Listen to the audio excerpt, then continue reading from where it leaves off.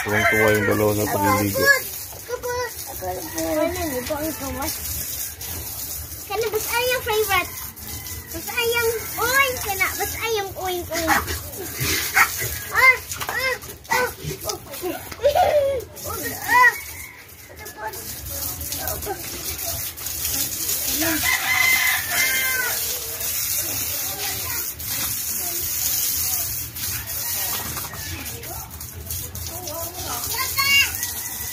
Halimang biik na nabili ko mga kabagis. Ito yung pinaka Ayan siya yung pinaka malaki sa lima.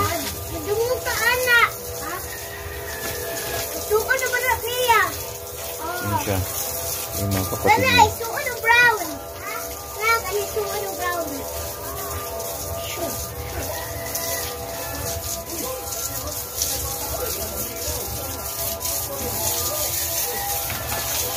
Ito namang kulay brown at itong duro. Magkapatid yan sila. Bali, mas bata sila ng 1 linggo sa tatlong itong puti. So ito ngayon, silang 5. 1 month na ito ngayong araw. Mga kabagis, 1 month na yan sila na dumating sa bahay or sa atin pangalaga. Ano ko alam na paano gawin yung paglilinis.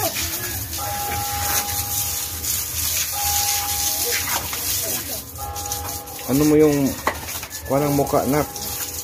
Mga naong, nak? Ha? Tirahi lang mga lawas ba kayo na nga?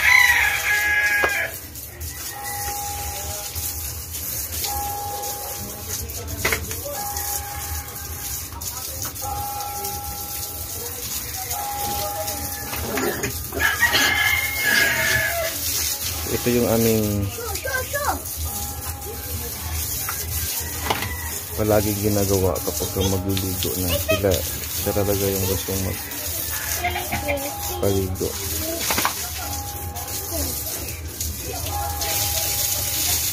Natirahi tanan, igatan anak tubig. Sila tanan kana brown katong akong favorite. Ang big na di ka mo favorite oy.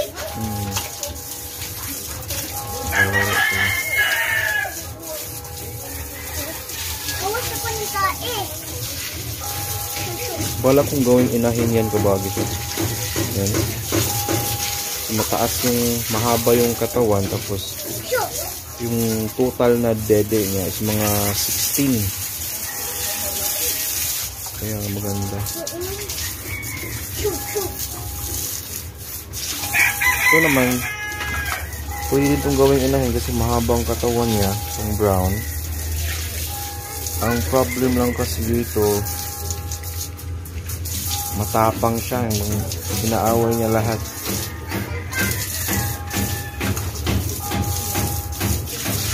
May nakbe.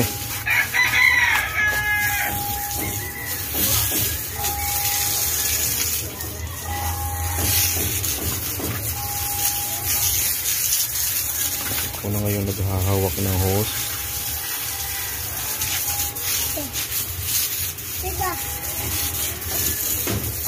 Ako sa anak. Ako na.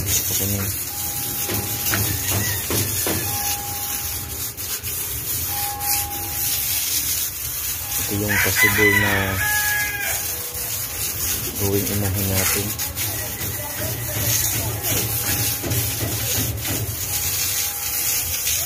Itong pinakamalaki, kung babae lang to, pwede ito yung pinaka-bet kong pinaka-the best na gawing inahin. Ito lalaki. Kukis-kisa na!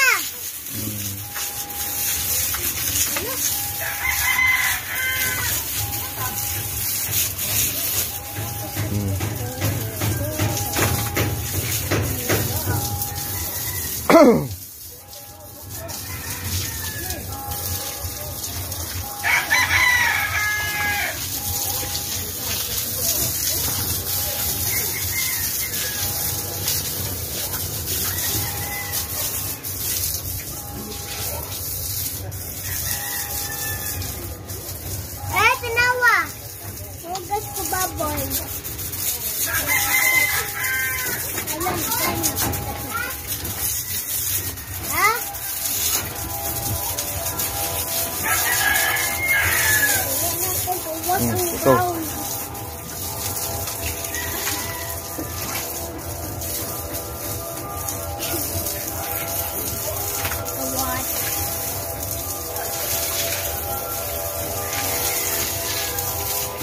Itong durok natin mga kabagis, parang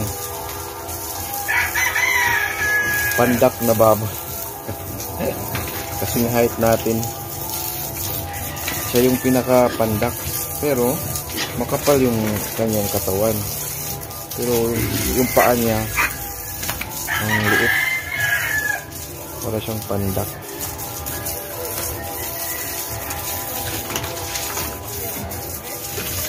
Naglalaro na sila.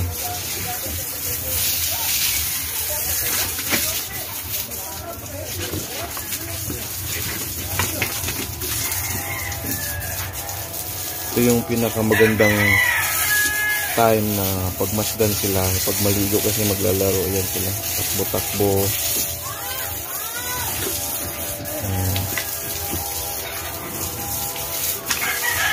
Yung brown, mahaba talaga yung katawan niya, katulad dito. Pwedeng unahin. Manaka? Kasi nito i-finish ha.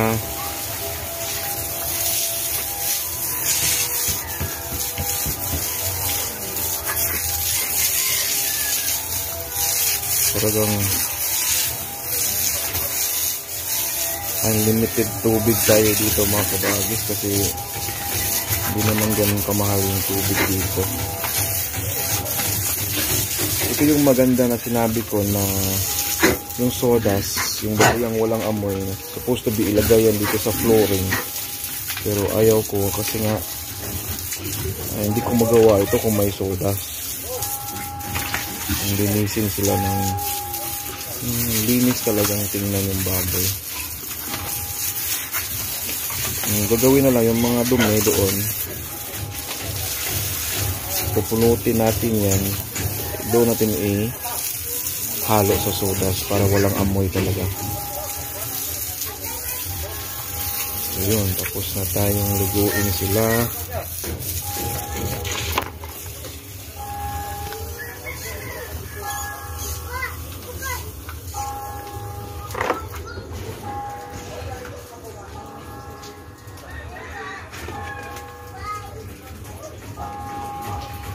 Yung mga dumi, wawalisin natin yan at ihalo natin sa sodas.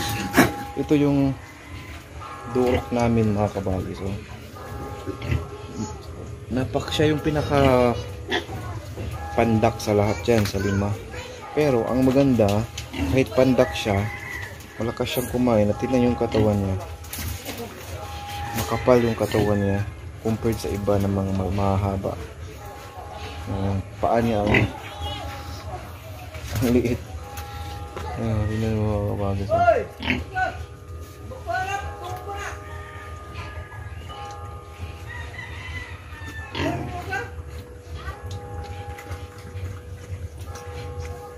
Mainom na siya. So yun lang siguro mga kabagis. Kukunin ko muna, damputin ko yung mga dumi.